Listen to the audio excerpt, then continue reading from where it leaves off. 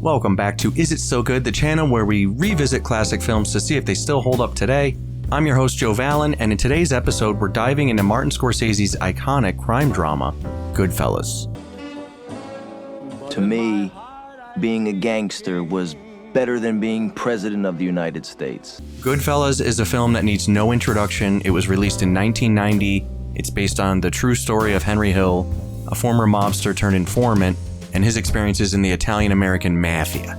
The plot of Goodfellas takes us on a wild ride through the highs and lows of Henry Hill's life in the mob. From his humble beginnings as a wide-eyed kid idolizing the gangsters in his neighborhood, You look like a gangster.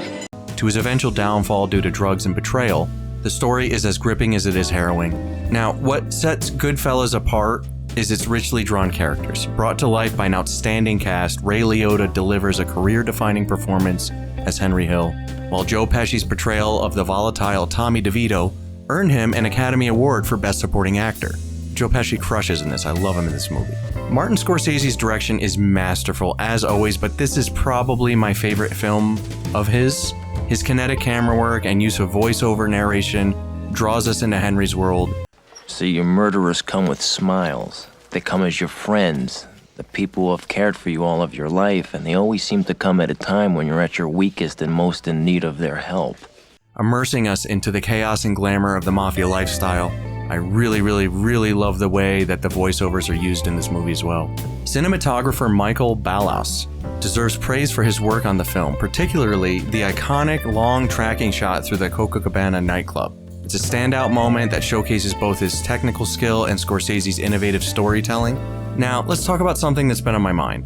While I love Goodfellas overall, I have a preference for the earlier half of the film. It's kind of like Full Metal Jacket for me. Full Metal Jacket I love, but I really love like the first half of it, right? With Arlie Ermy. Kind of same thing with this movie, right? I really love Henry Hill coming up in the mafia, and I really love, the portrayal of the mafia operations and Sicilian culture resonates with me on a personal level because I'm of Sicilian descent myself. So for me, it really brings back a lot of memories of my childhood, hanging around my grandparents and my uncles and aunts and everybody. In particular, like the monologues about food and just the way that they show everything in a very, grounded, matter-of-fact way. It really reminds me of like some of my early birthdays and stuff.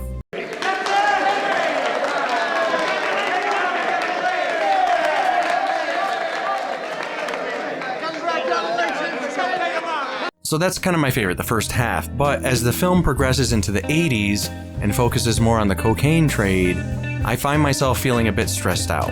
The pacing picks up, the shots become faster, the tone shifts to one of paranoia and desperation. It just gives me a kind of jittery feel, and I know that was by design, and it is a great counterbalance to Henry Hill's rise in the mob and sets up why he flips. I get all that. I get why it's important to the story, and I'm not debating that. It's just not as much fun for me to watch. I really love the first half of Goodfellas.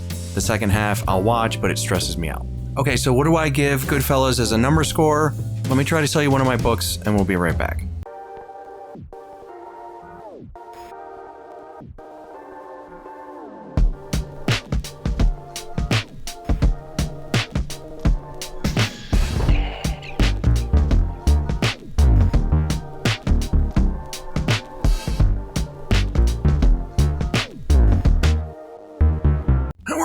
Okay, Goodfellas, the score.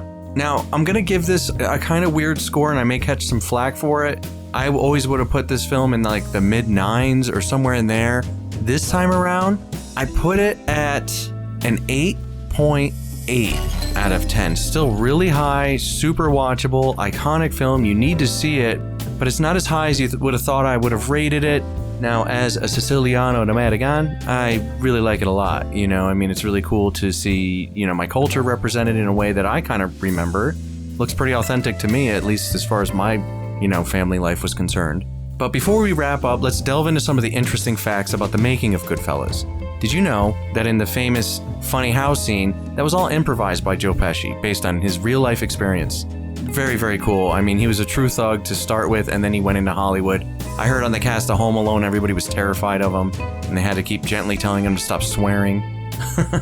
Pretty cool. Joe Pesci's awesome. What am I, a mirage? No. What do you got me on a fucking pay no mind list, kid? I thought I heard someone say something, spider. I thought it was Henry. You know you're a fucking mumbling, stuttering little fuck. You know that? I thought you said I was all right, Spider. So No, you ain't all right, Spider. You got a lot of fucking problems. No, I thought you said you were all right, Spider. I am all right. You ain't all right, you little fucking That's what- prick. I thought You've been doing this all fucking night to me, you motherfucker. Or what about how Martin Scorsese cast his own mother as Tommy DeVito's mom in the film? She was so cute, that little old lady. I love her.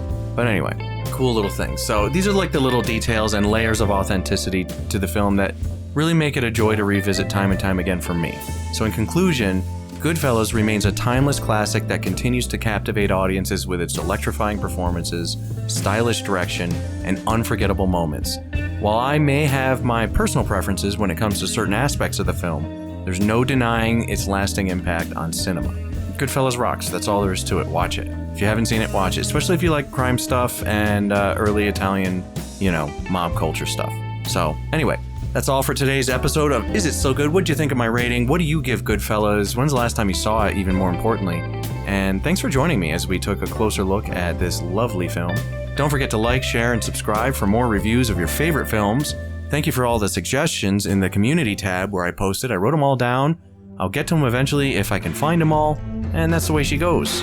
Anyway, thanks for tuning in, and I will catch you next time on Is It Still Good?